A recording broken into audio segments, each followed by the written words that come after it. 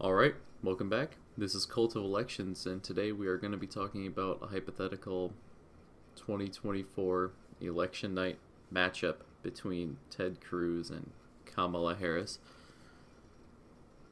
So, I have a lot to talk about here. There's a reason I picked Cruz and Harris, but we'll get to that in a second. So, let's start with safe Democrat seats. Seats, I say. As in, I mean states. That's kind of funny. Okay. So, nothing really changes here. This isn't a crazy prediction. Not a crazy matchup, where Republicans get the floor mopped on them or something. So, there you go. I'd say Maine 2nd District 2.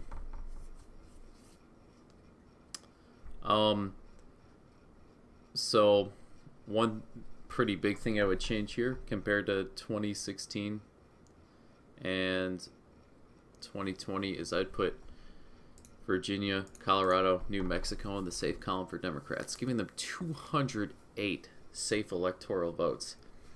And I say that because I really don't think Ted Cruz has a broad appeal. He's pretty conservative, definitely, obviously, but he's a lot more conservative than Trump is. I'm not sure if he still does, but he's on record to not support a minimum wage, and I don't think that's going to resonate with a lot of voters on the national scale. But there's a lot of other things with him. So I mean, he would win these states. I mean, pretty handedly. There's not really going to be any surprises there.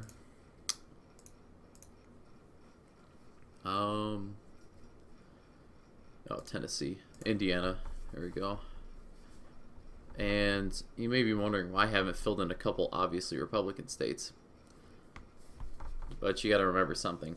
I mentioned that Cruz would only have a certain conservative appeal to him, so that's to be said. So you can put Alaska, South Carolina, and Missouri into the likely column there. I don't think it would flip in this scenario, like close to no chance, but the margins would be thinner. And you have to add in the fact that, as I said in my previous video, Kamala Harris would inspire a lot of African Americans to vote. We saw that with Obama. That would, at the top of the ticket, that would definitely inspire a lot of them to vote. So, yes, moving on. In terms of likely Democrat seats, Minnesota, New Hampshire. Oh, I messed that one up. That's funny. Okay, and Maine at large. Let me just fix that. Okay. Okay. So likely Democrat seats there.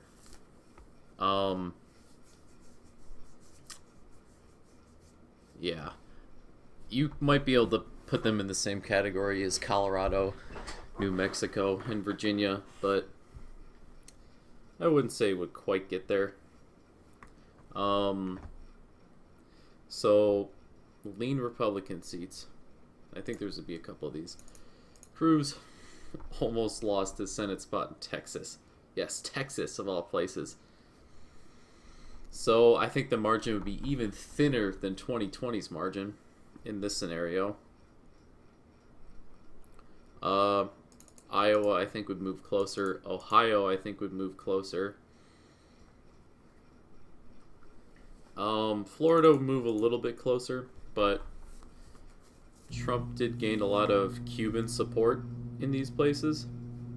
And, well, Cruz is a Cuban, so that might help in trying to keep some of the support down there.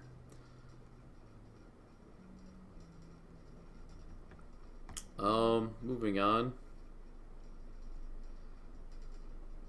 In terms of lean Democrat ones, and and this is gonna be a lot. Michigan, Pennsylvania, Nebraska's 2nd district, and Maine's 2nd district. Like I said, I just don't think Cruz has the broad appeal in these places to which a lot of voters would vote for him. I think the Republicans have a really good opportunity in 2024 if they can get a more centrist candidate and go up against a Democrat who is nowhere near centrist. I mentioned in the last video the head-to-head polls, and I thought in that video that Donald Trump would perform fairly well against Harris and possibly even win. Be sure to check that one out. But I don't think Ted Cruz is the opportunity grasper here. And yeah, I think for that reason, I can give the Democrats the win here.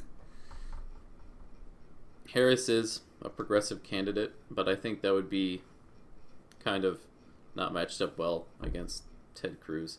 Like, it would kind of cancel out.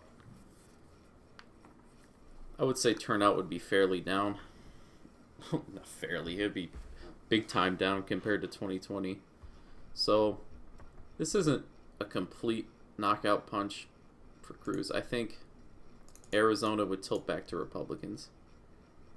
Possibly Hispanic support. They say there isn't a Hispanic vote, but possibly with a Hispanic on top of the ballot, it may inspire some to vote. You never know.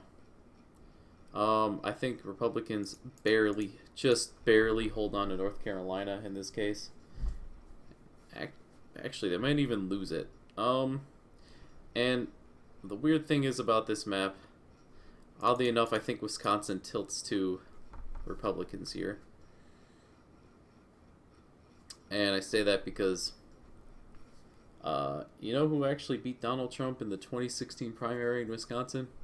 That's right, Ted Cruz. And that just leaves one state left to call. Not going to change anything. I think Nevada still remains in the lean margin.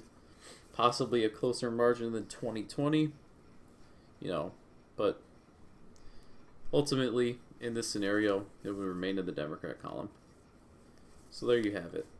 281 to 257, or I guess if you want to say this, 297 to 241. But for my prediction, I would keep North Carolina in the Democrat column. So yeah, there you have it. Ted Cruz versus Kamala Harris. Kamala Harris would win 281 to 257. Be sure to like the video if you enjoyed what you saw. Leave a comment if you think this is crazy and you think it's all blue or all red or whatever third party nonsense, whatever you want to say. And be sure to subscribe for more daily content. I'll see you next time.